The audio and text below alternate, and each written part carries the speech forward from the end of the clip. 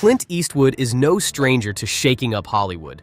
For decades, he's stood as a unique voice in an industry shifting toward political correctness. But while Hollywood leans one way, Clint is proudly standing his ground. In this video, we'll explore Clint's bold criticisms of the woke culture sweeping through Hollywood, and why at 94, he's still creating films that challenge the status quo. Clint's legacy isn't just about iconic roles, but about speaking out on what he believes is the heart of true storytelling. Let's dive in. Nobody's enjoying. I grew up in a neighborhood with lots of different types of people, a lot of different nationalities, and along the way, because I moved a lot, I was born in the Depression, and so I moved a lot, and I knew a lot of people, and I always enjoyed the differences.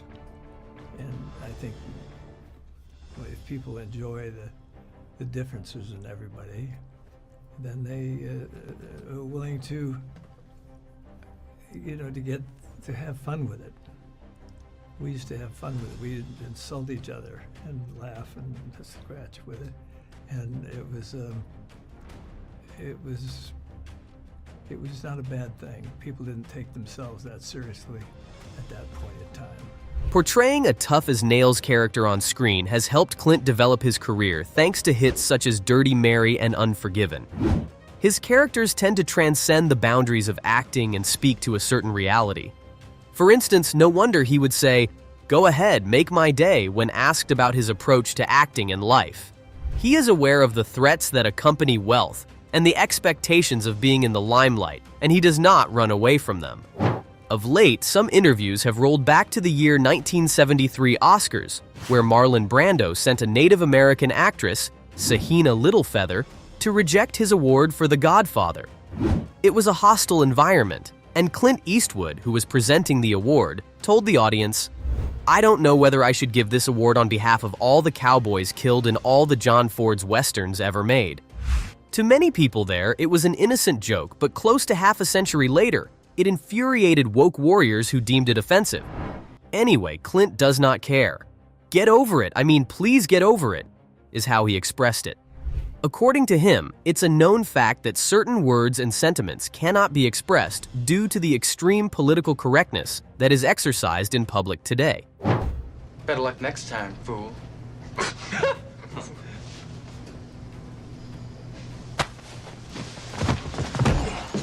Listen, punk. Riding on the minutiae of the events, it can be construed that Clint Eastwood refuses to kneel down, and in fact, he thinks that there is too much political correctness in the film industry. While erection has been the cause of discomfort for most of Hollywood, with respect to Clint, he does not bend his back. There is no way he will try to follow the fads or appease the so-called politically correct crowd.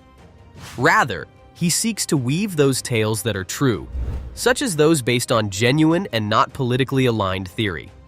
His own movie, Gran Torino, for example. In the film, a war veteran recovers from his problems related to racism in his surroundings and faces redemption, whips the bigot in him, and even helps his Hmong neighbors. The movie begins with a shocking statement. There's a Mexican, a Jew, and a colored guy going into a bar. The barmaid looks up and yells, "Get the fuck out of here!" Such an extent of raw depiction of events and incidents would be considered too extreme for the present Hollywood to put forth. But for Clint, this is the way forward.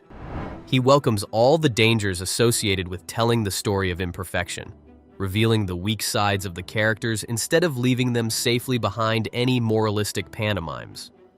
Cliché and overused sentences like, "Behind every controversy lies a story," or "Every coin has two sides, bear truth in the most fundamental of ways," hold a radical perspective.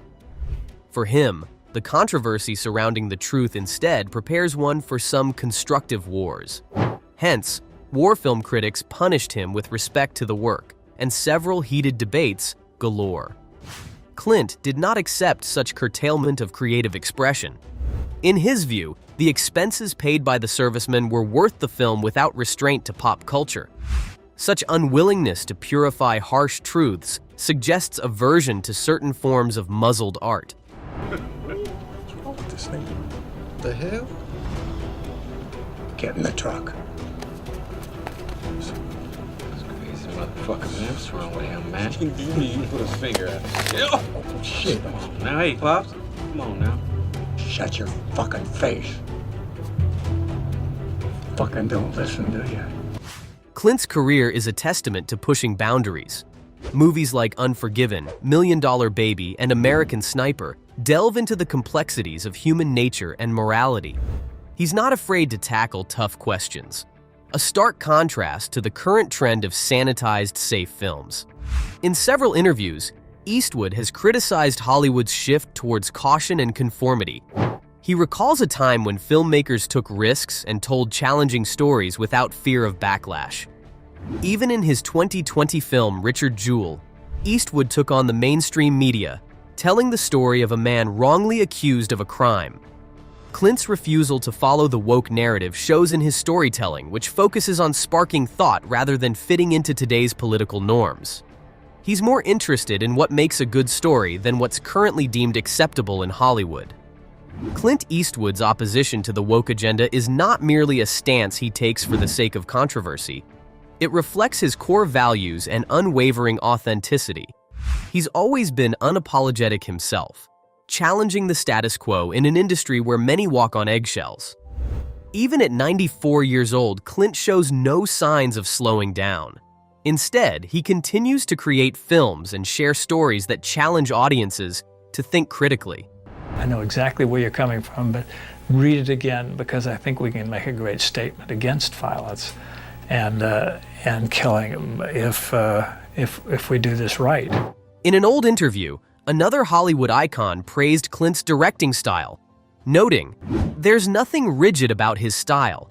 He encourages the ideas of the people around him.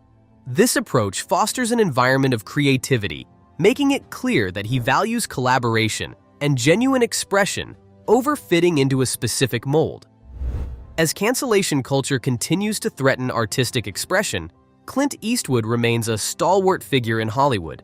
He refuses to bow to the pressures of political correctness, opting instead to make films that provoke thought and spark dialogue.